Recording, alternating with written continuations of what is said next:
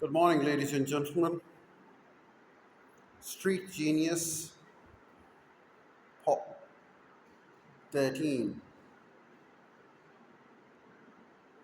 Street Genius Pop 13.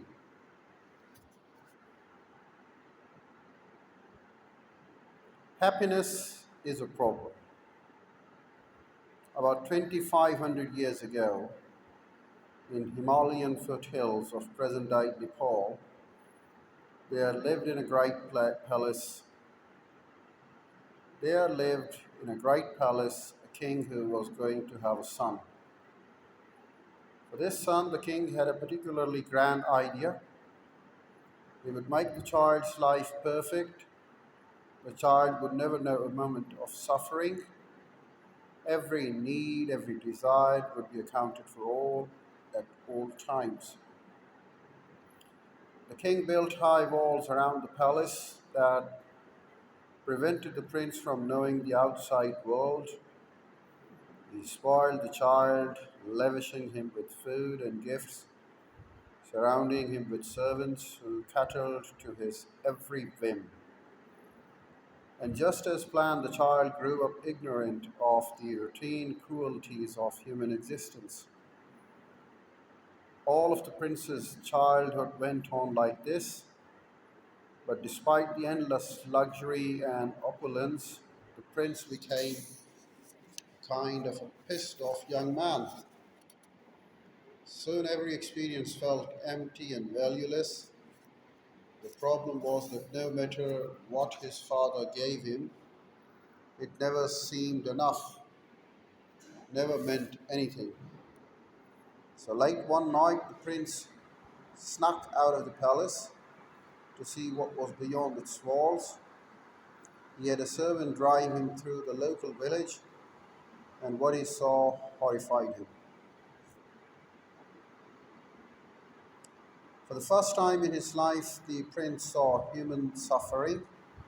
He saw sick people, old people, homeless people, people in pain, even people dying. The prince returned to the palace and found himself in a sort of existential crisis, not knowing how to process what he had seen. He got all emo about everything and complained a lot. And as is so typical of a young man, the prince ended up blaming his father for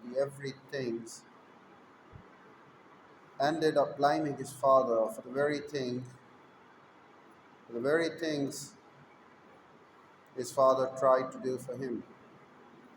It was the riches the prince thought that had made him so miserable, that had made life seem so meaningless. He decided to run away.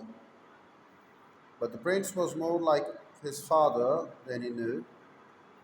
He had grand ideas too. He wouldn't just run away, he would give up his royalty, his family, all of his possessions, and live in the streets, sleeping in dirt like an animal.